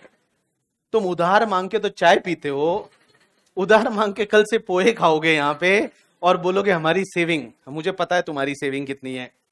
मुझे बताओ क्या, कहां से 5,000? सेकंड कहां से लाएगा? सीधा दोस्त पे जाएगा या पहले घर वालों से गरीबी कुछ मांगेगा? सेकंड ये बोला दोस्त, दोस्त बहुत सारी चीजें पूछेगा भी, ठीक है। तो ध्यान रखना है कि आयुष को करना क्या है। तो एक बात समझना, सबसे पहले ये बिजनेस प्रोफेशन किया, उसके बाद दूसरा जो जाएगा ये अपने पेरेंट्स के पास जाएगा और अपनी मम्मा को जाके बोलेगा, अपने पापा से तो अपन लड़के बात नहीं कर सकते करके, ठीक है, क्योंकि अपन मम्मी से ज्यादा क्लोज होते हैं। लड़के नॉर्मली मम्मी से ज्यादा क्लोज होते हैं, लड़कियां पापा से ज्यादा क्लोज होती है। अब मम्मी से पैसे मांगने हैं तो मम्मी से पैसे कैसे मांगे? हमारी मम्मा बड़ी भोली होती है, उसको पैसे मांगने की जरूरत नहीं, खाना खाना छोड़ दो एक दिन, ठीक है, ये खाना ठीक नहीं है, मैं ये नहीं खाऊंगा, ये नहीं खाऊंगा, तो मम्मी को समझ जाता है कि भाई इसको कुछ चाहिए। तो बोले क्या हुआ, क्या चाहिए, कितने पैसे चाहिए? तो इसने बोला मम्मी मेरे फ्रेंड का बर्थडे है तो उसको हम ट्रीट दे रहे हैं, तो इसके लिए पैसे चाहिए। तो मम्मी ने बोला बर्थडे उसका है तो ट्रीट वो देगा ना? बोला नहीं, हमारे केस में थोड़ा रिवर्स है, तो ट्रीट हमको देनी पड़ रही है। तो मम्मा ने पूछा कितने पैसे चाहिए? अब अगर ये बोल दे कि 5,000 चाहिए तो मम्मा को हार्ट अटैक आ सकता है, ठीक है, अपनी मम्मा है तो सबकी एक जैसी। तो मम्मी को बोला कि मम्मी है ना 3,000 रुपए चाहिए। तो मम्मी ने बोला देख 3,000 वगैरह नहीं मिलेंगे, चुपचाप 2,000 रुपया ले जा करके, ठीक है। तो मम्मी ने 2,000 रुपया दिया पेरेंट्स ने। अब तीसरा उसके बाद कहां से पैसे लाएगा? अब वो जाएगा अपने फ्रेंड्स के पास में और अपने फ्रेंड्स को बोलेगा, अपना जो खास दोस्त रहेगा, कि देख तू चाहता है ना कि मेरा कुछ हो, और अगर तू मेरा भला चाहता है तो 3,000 दे दे, अगले महीने के स्टाइपेंड से दे दूंगा ना, ब्याज दे दूंगा, साथ में एक मिसल पाव भी खिला लूंगा, बट प्लीज 3,000 दे दे। अब ये 3,000 रुपए जो है वो फ्रेंड ने दिए और ऐसे करके इसने पैसे जुटाए। हमारी गवर्नमेंट जो है ना वो सेम आयुष जैसी ही है। आयुष में और हमारी गवर्नमेंट में कोई फर्क नहीं है। हमारी गवर्नमेंट को जब पैसे चाहिए होते हैं तो मैं बताऊं हमारी गवर्नमेंट पैसे कहां से लाती है? सबसे पहले हमारी गवर्नमेंट खुद के बिजनेसेस करती है। आपको पता है गवर्नमेंट के बिजनेसेस होते हैं? बिजनेसेस कौन कौन से? एग्जांपल के लिए किसी ने बोला रेलवे, किसी ने बोला कि सर जितने भी ये बीपीसीएल आईओसीएल के पेट्रोल पंप है ये भी तो गवर्नमेंट की कंपनी है। तो जो भी आपका बीपीसीएल है, उसके बाद में आपने ओएनजीसी करके नाम सुना होगा, उसके बाद में आपने बहुत सारे नाम सुने होंगे, जैसे भेल करके एक नाम है करके, ठीक है, आपने एक और नाम सुना होगा करके, ठीक है, दैट इज द आपकी एक एलआईसी है, ये सब गवर्नमेंट की है। तो गवर्नमेंट सबसे पहले जो पैसा है ना वो यहां से कमाती है। गवर्नमेंट को जितना आपने बोला है कि इंडिया को चलाना है, इंडिया को डेवलप करना है, तो गवर्नमेंट सबसे पहले पैसे है ना वो अपने बिजनेसेस से कमाती है। बिजनेसेस में जैसे रेलवे है, बीपीसीएल है, ओएनजीसी है, भेल है, एलआईसी है, वहां से पैसे कमाती है।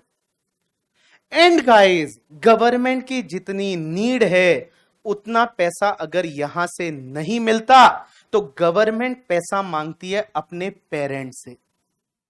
गवर्नमेंट पैसा मांगती है पेरेंट्स से, और मैं बता दूं गवर्नमेंट के पेरेंट्स कौन है? आप लोगों।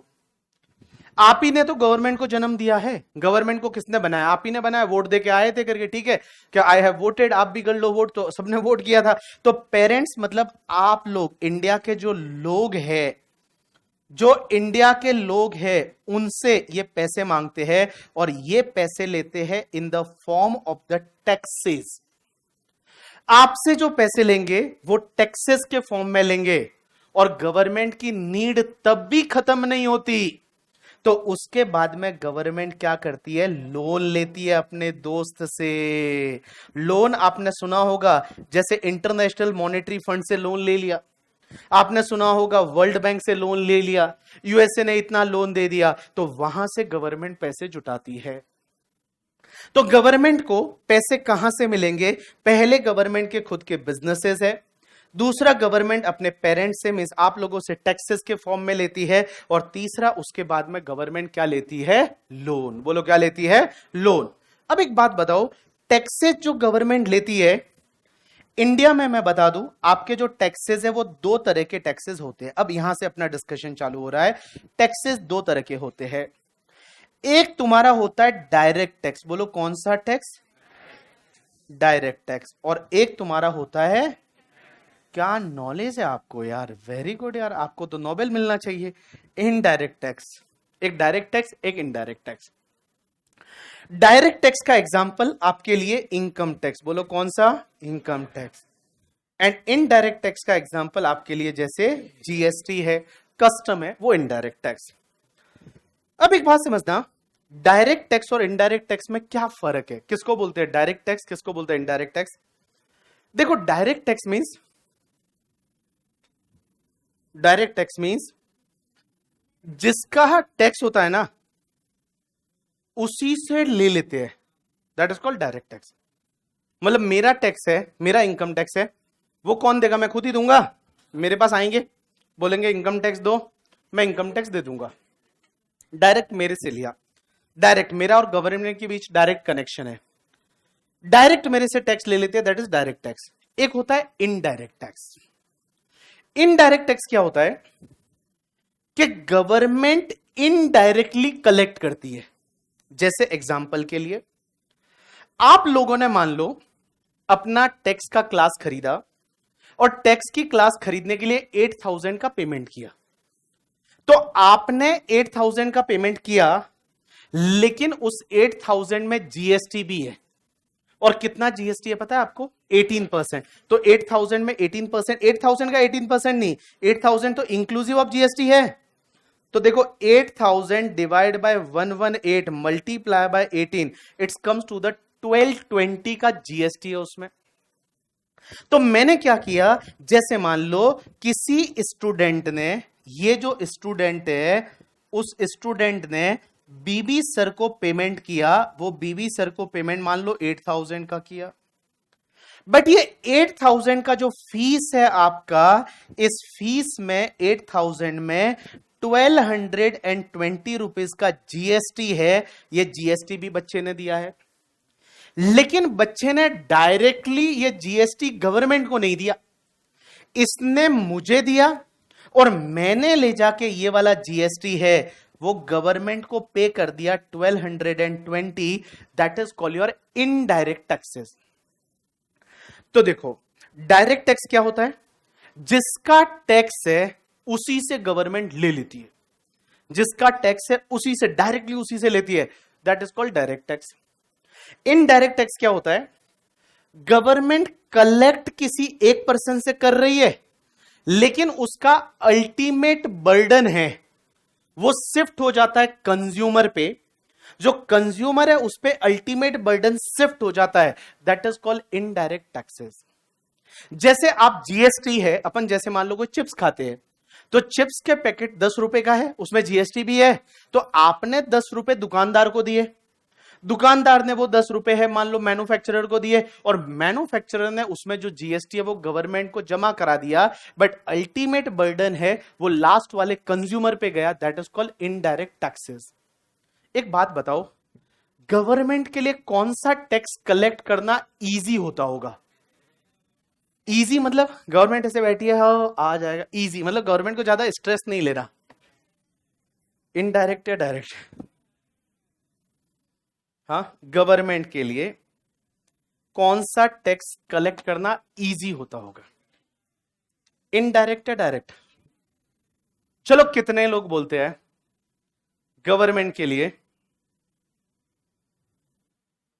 डायरेक्ट टैक्स कलेक्ट करना ज्यादा इजी है? कितने लोग बोलते हैं indirect tax? Very good, indirect tax बहुत सारे बोल रहे हैं। क्यों, ऐसा क्यों? इनडायरेक्ट टैक्स कलेक्ट करना इजी है ऐसा बहुत सारे लोग बोल रहे हैं, बट मेरा क्वेश्चन है ऐसा क्यों? हम्म,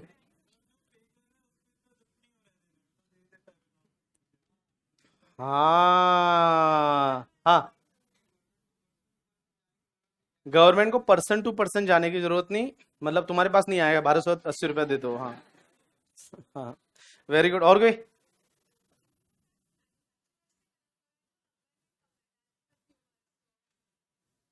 The tax is collected from the manufacturer, and manufacturer are very less in the number. That's why it's very easy to collect by the government. Okay, any other? बिना बिना टैक्स भरे वो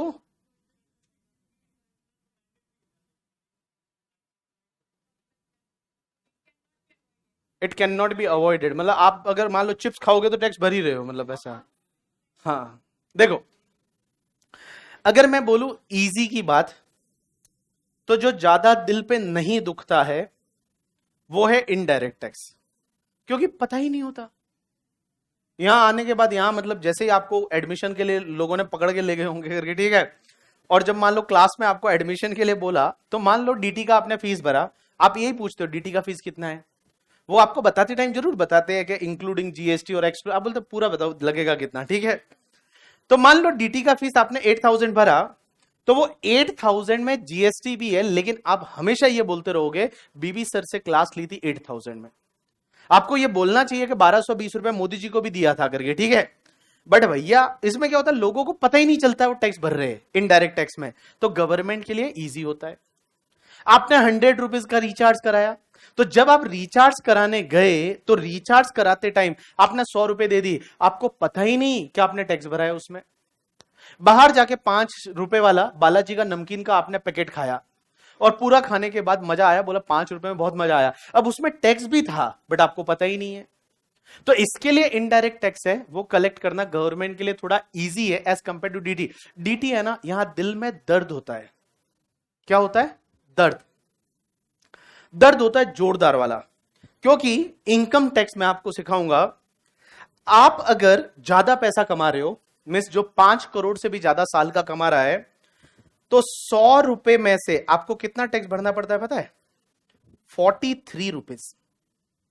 100 रुपए अगर आप कमाओ, अगर आप 5 करोड़ से ज्यादा कमा रहे हो, तो 100 रुपए में से if you earn the 100 rupees, 43 rupees tax है वो आपको गवर्नमेंट को पे करना पड़ेगा।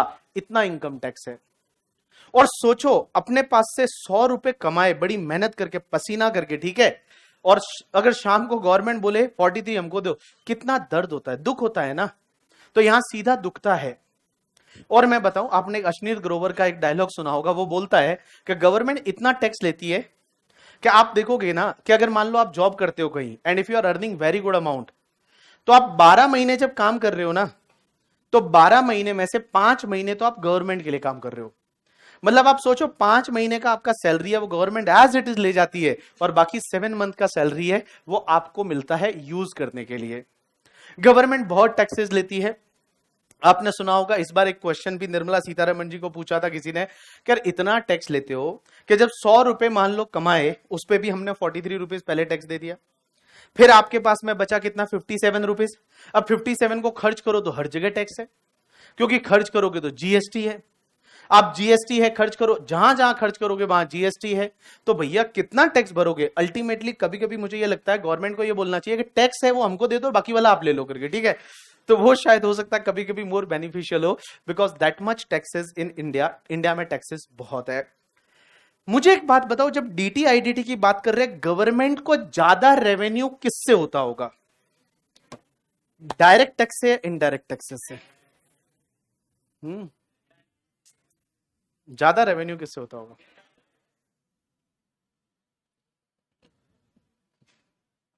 डायरेक्ट टैक्स या इनडायरेक्ट टैक्स? कितने लोग बोलते हैं इनडायरेक्ट टैक्स से, कितने लोग बोलते हैं डायरेक्ट टैक्स से? कुछ लोग बोलते हैं सर देखो हम हाथ नहीं उठाएंगे, सर हमसे ना हो पाए सर, ये मत बोला करो सर।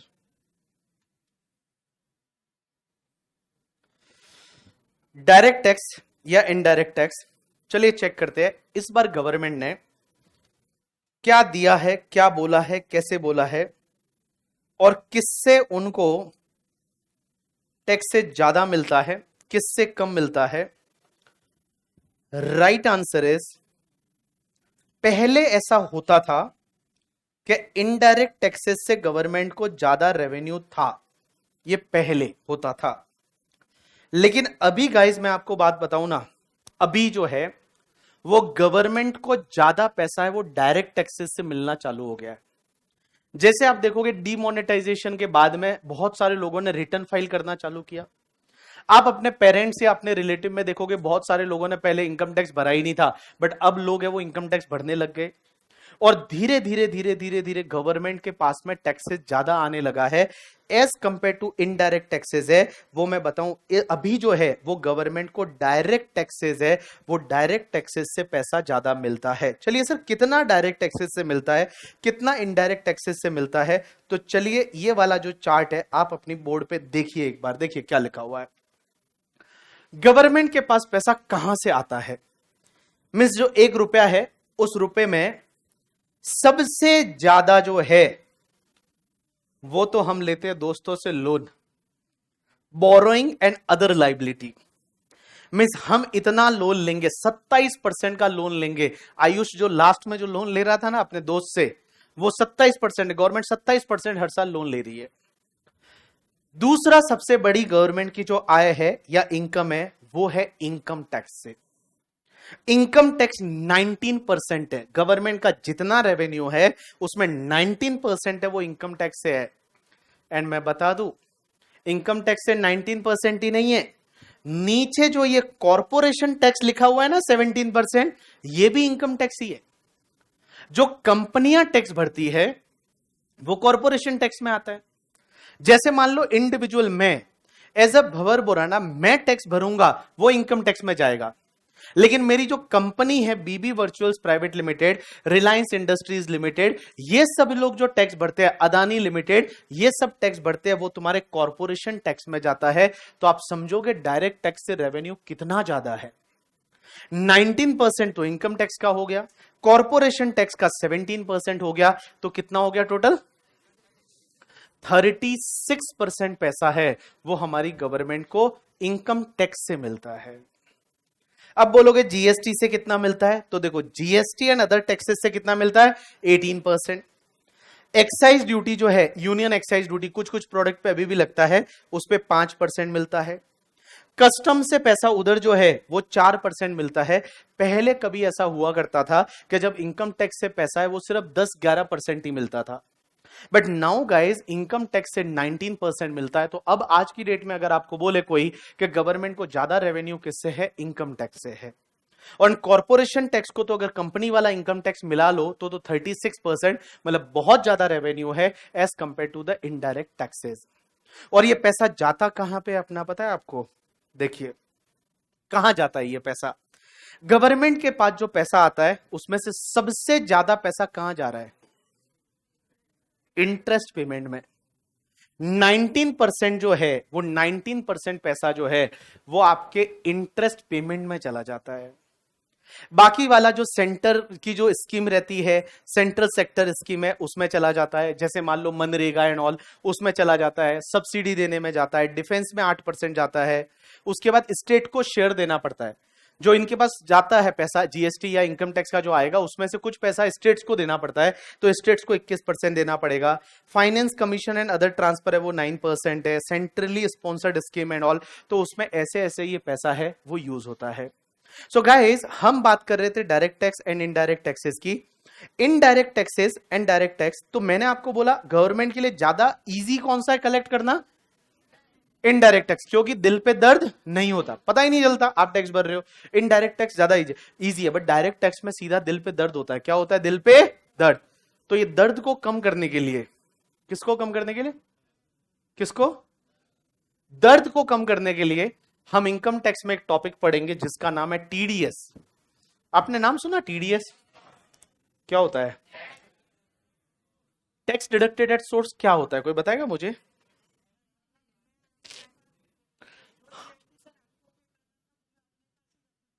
नहीं, इनकम टैक्स के पर्सपेक्टिव बात करेंगे हम। इनकम टैक्स में टीडीएस क्या होता है? आपने आपने भैया आपके पेरेंट्स कहीं जॉब करते होंगे तो आपको पता रहेगा क्या होता है टीडीएस सर। हाँ हाँ हाँ, मतलब टीडीएस का फुल फॉर्म क्या है? टैक्स, मतलब जो आपका सोर्स है ना, सोर्स जहां से इनकम आ रहा है, क्या आ रहा है? इनकम, वहीं पे पहले थोड़ा टैक्स कट के और गवर्नमेंट को जमा हो जाएगा, that is called TDS. Example के लिए मान लो ये बैच में मैं आपको पढ़ाने के लिए पुणे आया, मैं विशाल सर के साथ में पढ़ा रहा हूं। विशाल सर मुझे जो पेमेंट करेंगे उसमें से 10% पहले ही काट लेंगे। जैसे मान लो मेरा पेमेंट बना 1 लाख, तो मुझे 1 लाख पूरा पे नहीं करेंगे, मुझे सिर्फ 90,000 पे करेंगे एंड 10,000 गवर्नमेंट को जमा करा देंगे पहले से ही। That concept is called TDS. और ये क्यों लाया पता है? क्योंकि दिल में दर्द होता था। आप सोचो आपके पास पूरा पैसा पहले आ जाए, पार्टी कर लोगे, मजा आ जाएगा, आप तो बड़ा पाव खा लोगे करके, ठीक है। टैक्स भरने का टाइम आएगा, आप टैक्स ही नहीं भरोगे। तो गवर्नमेंट ने क्या किया कि थोड़ा थोड़ा पेमेंट पहले ही गवर्नमेंट को टैक्स चला जाए। That concept is called TDS. And फिर लोगों को इतना दिल में ज्यादा दर्द भी ना हो, क्योंकि एक एग्जाम्पल समझते आप अपने से कनेक्ट कर पाओगे। आप सोचो मैंने आपको बोला आपको नोटबुक कल लेके आना है, बहुत प्यारी वाली नोटबुक है 70 रुपीज की। आज आपने अपनी मम्मा से जाके बोला कि मम्मा मुझे 70 रुपीज दे दो ना। मम्मा ने बोला कि बेटा 70 रुपीज छुट्टा नहीं है, तू एक काम कर, 100 रुपए का नोट है, तू ले ले, 30 रुपए तू वापस दे देना। मम्मा ने बोला 100 रुपए का नोट है, तू ले ले, 30 रुपए तू वापस कर देना। ऐसा मम्मी ने आपको बोला। आप 100 रुपए का नोट लेके निकले, आपने नोटबुक वगैरह खरीद ली 70 रुपए की। 5, 7, 10 दिन बाद मम्मी आपसे वो 30 रुपए वापस मांगती है। क्या हो सकता है? दो पॉसिबिलिटी हो सकती है। एक तो आपके पास वो 30 रुपया है ही नहीं। मम्मी बोलेगी 30 रुपया, कौन सा 30 रुपया? वो बोलेगी वो बोला था ना 70 रुपए चाहिए थे, 100 दिया था, 30 वापस देना बनता है ना। वो तो मैं खा गया बड़ा पाव, मैं बड़ा पाव खा गया, उससे तो मिसल पाव खा गया, मेरे पास 1 रुपया भी नहीं है। या तो आपके पास है ही नहीं देने को, या फिर आपके पास 30 रुपए है, आप मम्मी को वो 30 रुपया दोगे, लेकिन 30 रुपए देते टाइम जो आपका रिएक्शन होगा ना भाई, आप 30 रुपए ऐसे उसके सामने पटकोगे, ले ये 30 रुपए तेरे। क्या मैं विजय माल्या हूं? मैं यहां से यूके भाग जाता 30 रुपए लेके तेरे दे ही देता ना, का जरूरी था मांगना मेरे से? मतलब इतना दुख होगा ना वो 30 रुपया देने में। मैं बताऊं शायद मम्मा ने 100 रुपए की जगह पहले ही 70 दिए होते ना, तो इतना दुख नहीं होता जितना 100 देके 30 मांगने में आपको दुख हो रहा है। तो वैसा ही होता था, इसीलिए टीडीएस लाया गया कि चलो कम से कम थोड़ा थोड़ा पहले से ही कट के और गवर्नमेंट को टैक्स चला जाए। That concept is called tedious. You got my point or not? Yes. Now we are going to take the break for 10 to 15 minutes. आप एक काम करिए, 10-12 मिनट का ब्रेक ले लीजिए. 10 मिनट का लीजिए, आज मैं जल्दी भी छोड़ दूंगा थोड़ा. 10 मिनट का ब्रेक लीजिए और 10 मिनट के बाद वापस आइए और 10 मिनट के बाद अपन आगे कंटिन्यू करते हैं.